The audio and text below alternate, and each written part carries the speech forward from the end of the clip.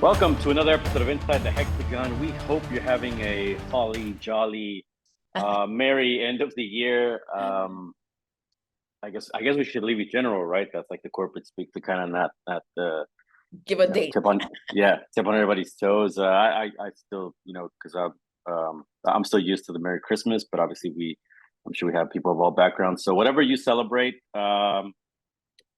happy. Or bahanga. What is Yeah, it? Truth says Bahambag. bahanga. Yeah, or you don't celebrate, then good for you, and we hope you're enjoying this season, this side of the calendar, the ending side of the calendar as we head into 2023, and of course, for the Houston Dynamo, which we talk about here on Inside the Hexagon, um, moves already happening prior to the World Cup, during the World Cup. I think the more noisy you can put it of the Texas team, so that's but that kind of speaks to also the Dynamo ended the season a little bit earlier. We'd like to get your takes also on how some of these moves, what you think of them, what direction you're seeing, and we'll discuss it now here on Inside the Hexagon. Before that, obviously, once again, Victor Araiza here with you, and I'm joined as I am always by Laura Gomez. Who what do you have there? Like a Grinch sweater? I do, and it has like a soccer ball. You see. So it's I know it's like a soccer ornament. I got it done like I don't know how many years ago, and I love it because it's like soccer, the Grinch, two things that I am basically. So. All right.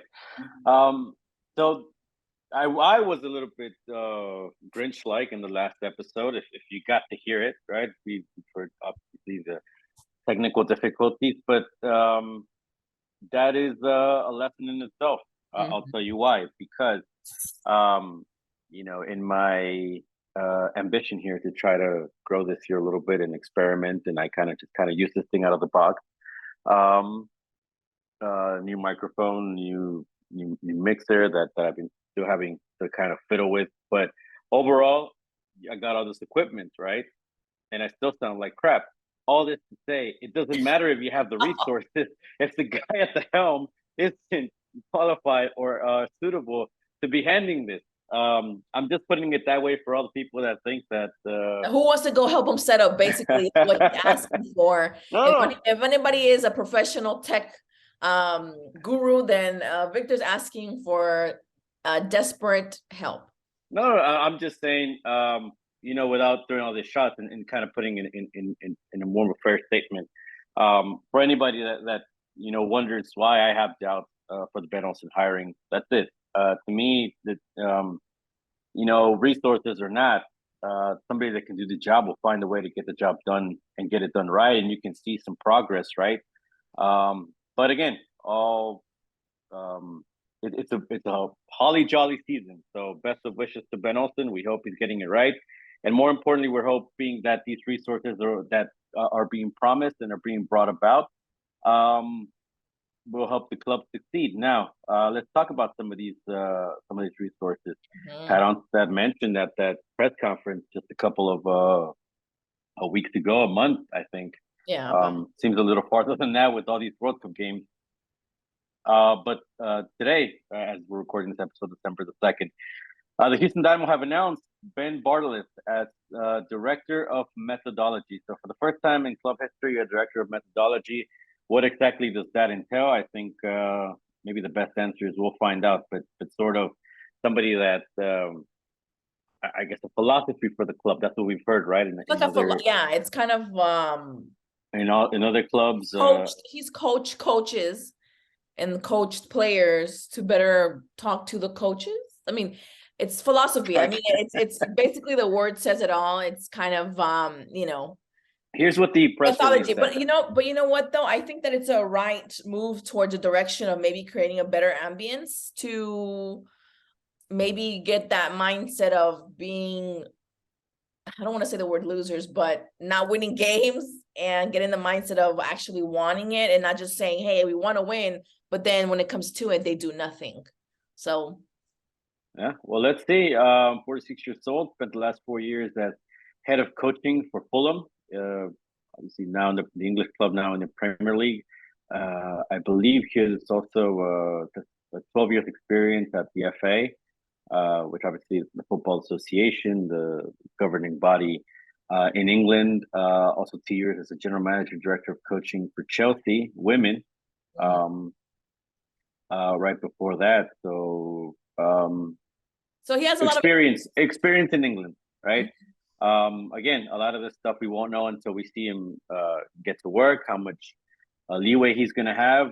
Again, just a description here. It says Bartlett will work directly with general manager Pat Onstad and technical director Asher Mendelson to develop and implement the club's soccer identity. So Yeah, I we're mean, going to see. it looks like he has a lot of experience. He also has, I want to say, he has a book. It's all, and right here he said he's the Yes. author of Constraining Football and Connected Coaching, which encourages coaches to connect to the decisions they make about how to play soccer with the environment moving towards a coherent and collaborative coaching approach. So it's going to be a lot of like different, I think it's kind of like recoaching the culture. Yeah, to me, I guess it sounds again, until I see this implemented in person, I still wonder what it's going to be. I haven't gotten to, of course, this just came out, but I've kind of just trying to see what the book is about. A few of the chapters, right? Chapter one, and first of all, the name of this book, it's on Amazon in a Kindle version and also as a paperback. Connected coaching, the craft of player development at Bartlett. So some of the chapters here, chapter one, what kind of a club are we? And I actually would like to know that for Houston. So that There you go. He's already going to do something great there here. you go. Other chapters: value judgments, tactical alignment, tactical concepts, tactical coaching, seamless, not separatist, coaching the whole person, part 1 and 2. Measure what we value, don't value what we can't measure, and chapter 8, the map is not the territory. Now, of course, again, we've heard already from General Manager Pat Onstad they want a more proactive possession with a purpose style of play. So we'll see if he's successful in implementing that. I will say, and I will give a shout out here to Michael Rice, who has a YouTube channel on MLS, English. Our English friend based in Peru, I believe, and he has a YouTube channel called the MLS Updaters. If you want to look that up, I've gotten to be a guest on some of his shows, talking Houston Dynamo during the World Cup as well. So follows MLS and just told me that he's highly thought of in England, thinks it's a good hire. Got to work with him at Fulham and it really impressed of what, wonder what he can do for Houston. So, and I'll tell you what I told him. I said, I'm a little cautious and maybe unfairly so, because of what I'm this just club glad that has there's done. something different. Yeah, but until I see something different, I'm gonna be a little bit doubtful, Yeah. especially when I see guys still employed that haven't gotten results. A Paul Hollicker maybe as the academy director. If we start seeing some changes in certain positions, maybe I think I can start to believe in this change, right? But I think I've yet to see it. And again, best of luck, and hopefully these kinds of moves are what makes it all work. Ultimately, what does this mean? If Ben Olsen starts to lose, if he doesn't get the result, where does this director methodology fit in, right? But we'll continue to follow the story. Oh, no, I think, yeah, I'm Yeah. also kind of like, not iffy, I don't want to use the word iffy, kind of like, I guess on the fence of it, but I also think, like I just mentioned, I think that it's also something different and it's worth a shot because, like you said, one of the chapters is like, what kind of team are we? And I think that the identity of the Houston Dynamo. Yeah, if they can pin that down. I mean, that's why he's there. I think that he has some experience. I mean, he has a lot of experience in kind of the area of expertise. I mean, he's coaches, and that also takes a thing. So I think that knowing the identity of a team is like one of the basic bases that you need for a team to be successful. Yeah. So I'll tell you what kind of team they are now. They're a team with a losing culture, and that's something they have to change. And hopefully, that's something that gets changed with these kinds of hires. So there has been some change already in some player movement, right? We saw last week covered. I think we talked about the contract extension of Daniel Serra, so that's the guy you have at defense. Also several contract options, a few of them which meant, and the club has mentioned a formal goodbye, right? So Darwin Quintero, Memo Rodriguez, um, Seca as well. Quintero, I think, is heading back to Colombia. Nothing official yet, but I mean, and I think he's players of vacationing. style we're gonna leave anyways. I mean, maybe with Quintero kind of being on the fence, like, you know. Yeah. And Quintero obviously has been posting from Colombia, so I do think, you know, I maybe it's still negotiating or has to wait till the end of the year till his contract expires. I don't know how this works, but that's just what I've heard. Papa Pico has been traded to Nashville. I think we discussed that in the last episode, but you know, again, player that needed to move on, so that's another change. Tim Parker, I think maybe was a question mark, right? More so because I think it would probably surprise if somebody picked up a salary, but a team like St. Louis could use the experience. Doesn't have a lot of experience MLS players. Doesn't have a lot of veterans in MLS on that team, and I think maybe an experience like what Parker brings does is worth $1 million to them a year. Obviously, that gets the Dynamo are eating a chunk of that. Although I think, and again, I think we mentioned this in the last one. I think that got erased from the press release from St. Louis. At first, we had seen some figures of like 400,000 a year, like that was going to get covered by Houston, but then I don't think it appears anymore. I will say I did get to go to St. Louis briefly here in these last couple of weeks for that game against Bayer Leverkusen. Yeah, you were there. That stadium, right in the middle of downtown, they got the training facility right in front. This is a great move for Tim Parker, I think, and I think they're doing things well. I mean, this is gonna, and I do think people maybe are a little harsh, right? I mean, I think I do think again, good move for all sides. I think Parker benefits the most, but I think, and ultimately, I don't know if he makes a difference here just because there's more work to do on this roster than just having a guy like Tim Parker. But obviously, Hectors Herra is in the World Cup. We're going to get into that a little bit here shortly. Arthur, coming in from the Columbus Crew, he's gonna slide right into midfield, and here's where now you're starting seeing the hand of Pat Onstad, right? Some former guys from the Columbus Crew at his time, trading for a midfielder, a defensive midfielder in Arthur. They also got Andrew Tarbell, the goalkeeper from Austin FC, but a former Columbus Crew guy also under Onstad. So you kind of seeing the trend there. And then in the reentry draft, and I'm gonna butcher this name, so I'm just gonna say his last name, Achara, from Toronto FC, Nigerian forward. That might be a bit of a low risk kind of move. Trying to see here I think he's in his mid-20s. I don't have the exact age, but they still have to sign him to officially to a deal to get him on the roster. But that's what we've seen from Houston so far. And yeah, just want to get, first of all, your impressions of how you think this roster build is going with these first few couple of moves. I mean, I think that I don't know. It's kind of obviously they still got to bring way more players, but yeah, but I think it's impressive. I think for them, I don't know. I was maybe perhaps wanting the kind of impact players that were I wanted it to begin with more, I guess, well-known, proven players, I guess, from the beginning. Kind of going in there strong, knowing all that seasons that they haven't done anything. I just wanted more impact. I think I wanted more bang for your buck in the sense of, yeah. Well, and they have what, 2 months or so. Yeah, but I mean, as of right now, like, we're talking about these other players, and talking about I'm gonna mispronounce his name, not on purpose, but I want to say it in Spanish, Achara. Like you were mentioning, I mean, he made 15 appearances in the 2022 MLS season.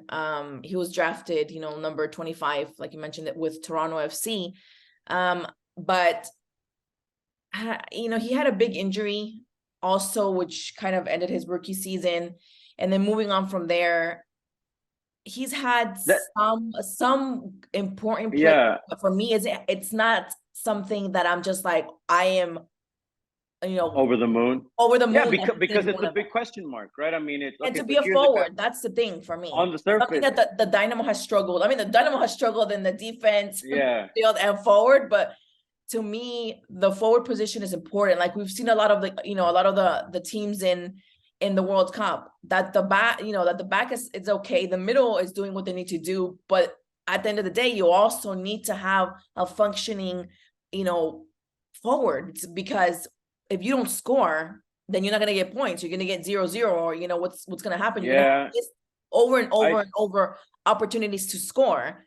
And that's something that the Dynamo with Fafa Pico, I saw so much.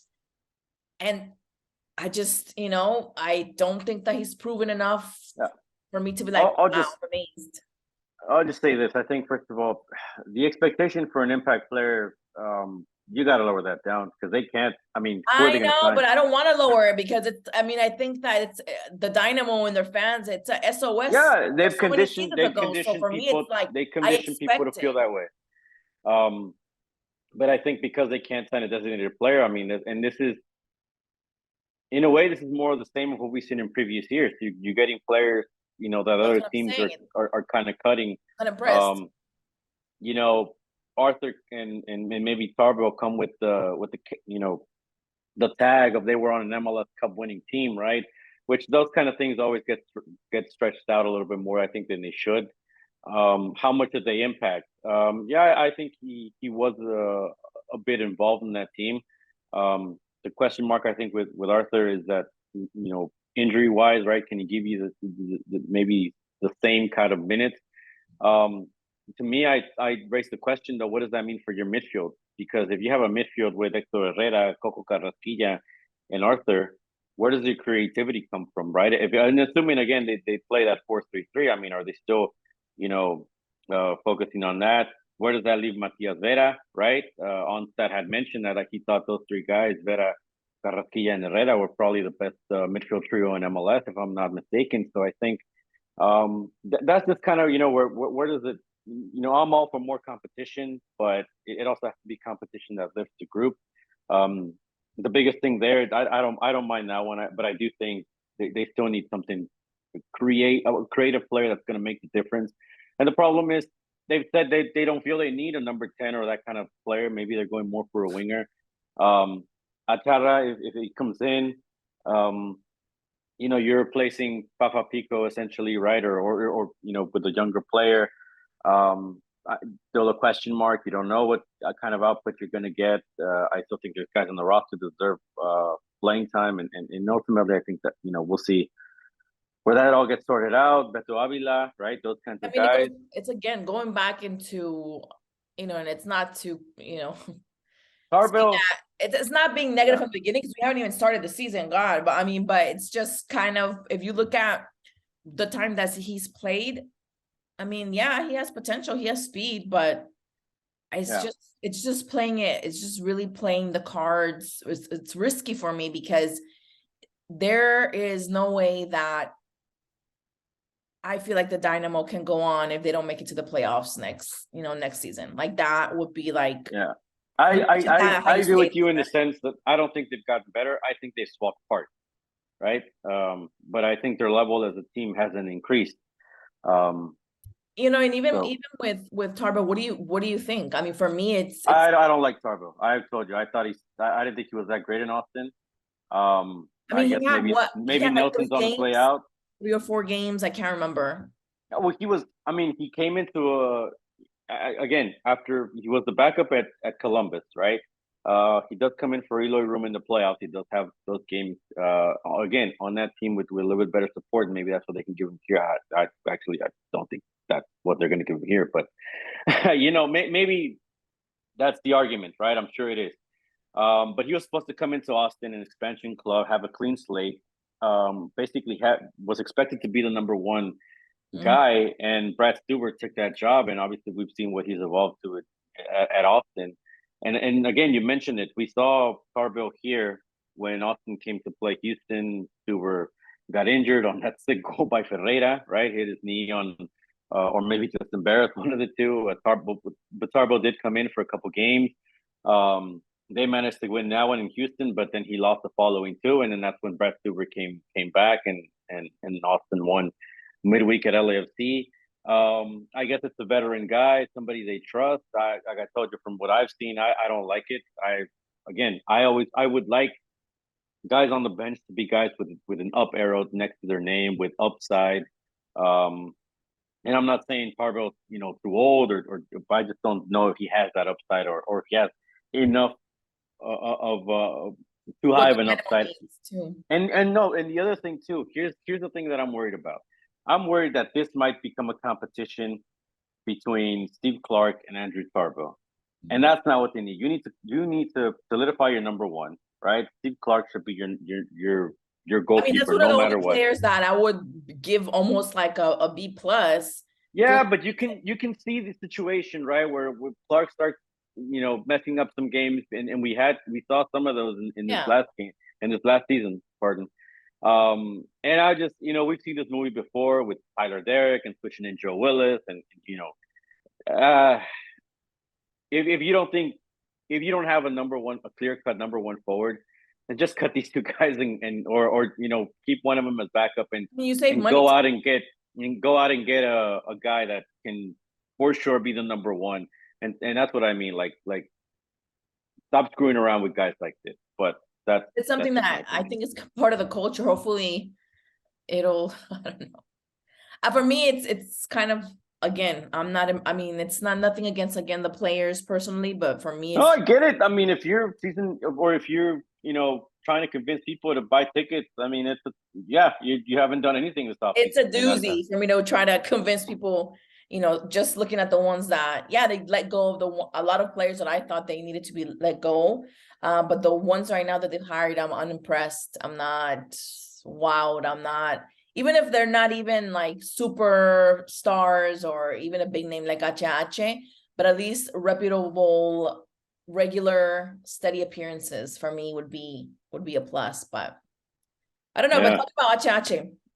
Yeah, speaking of Ache, I will tell you, look, quickly. I drove by the stadium the other day, and there's construction going on, and obviously, if you follow the social media team, the seats are being switched out, and I mentioned this because, of course, through the end of the season, we saw the new seats, right? That's the big thing for next year. Not Ache, right?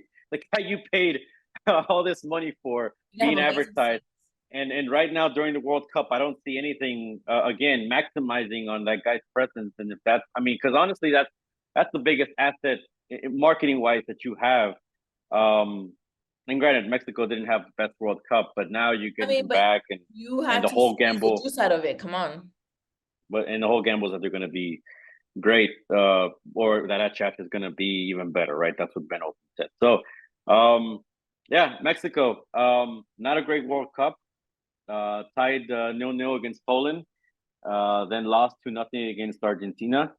Both of those games, Hector Herrera played in, and then he missed out on the last one. What did you think of his performance? Real quick, didn't play in the last one. Mexico beat Saudi Arabia 2-1. I thought, he was getting grilled, I think, by everyone online. For the drop in talent or just a drop in level that he had by coming to MLS. I don't think you can dispute that. I think, I mean, and it's not to bag on MLS. Come on, I mean, he's only played a couple games. Come on, people. No, but it's not to bag on MLS. People are sometimes you're coming from La Liga, think about it. Okay, but you're not. Come on, if you lose, you only played a couple games with the Dynamo. You're gonna tell me that within those, what was it, games, that he lost all his talent he had, when he was. No, he didn't lose his talent, but he did lose, maybe a couple seconds. Not that fast. Sharpness. Consistently playing in La Liga and the level that he was at during those Champions League games. But when he came here, he didn't show it straight up either. So, I mean, I think I don't know. For me, it's just right, but it's worrisome because the level of talent in MLS is way lower, right? I mean, and I think obviously he was carrying an injury near the end of that, and he was trying to maintain himself for the World Cup. So maybe next year we see him go a little harder into tackles and that kind of thing, right? But yeah, I think I said it before. To me, it's really similar how he plays with Mexico to how he's gonna play with Houston, because he does have some talent, but he's on a team that, you know, not in the best form. Mexico obviously has scoring struggles. Houston Dynamo has scoring struggles. I think with Mexico in the friendlies, we saw him play more as a six, and then in the World Cup, we saw him a little bit further, as an eight, and that's obviously where Houston wants to play him. I think, again, with a clear path to the MLS season, he'll be fine. I don't think he was, the only thing that was standing in between. I don't think it's his fault Mexico sucks. Yeah, But no, I don't think. if somebody says But that, come on. But I don't know how much he helped them be better, right? Yeah. And overall, again, Mexico, I think, is a different mess right now. That doesn't have a job. Yeah, well, and I know people are looking at it and saying that, see, that's why, he wasn't the right guy for Houston.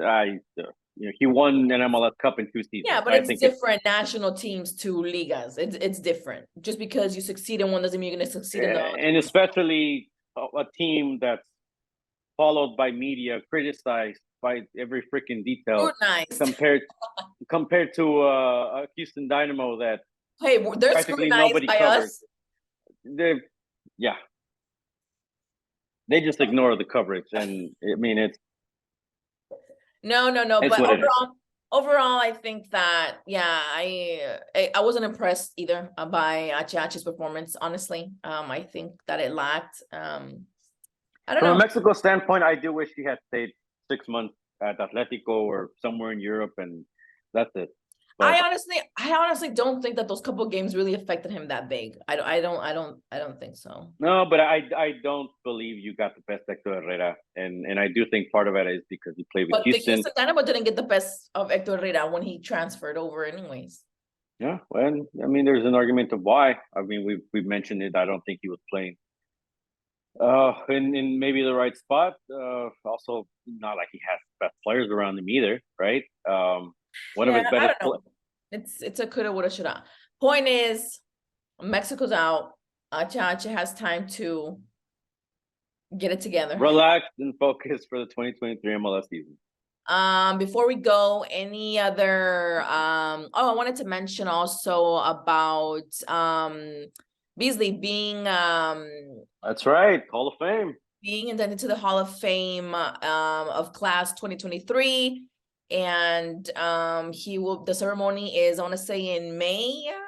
I think so. I think so. Yeah, usually is, and usually they have like a little concert, and I think it's like in conjunction with an FC Dallas game. But Beasley and Donovan, obviously DeMarcus played with Houston. We need one of him. I need him to unretire, or get me like a twin, or do like a I do wish.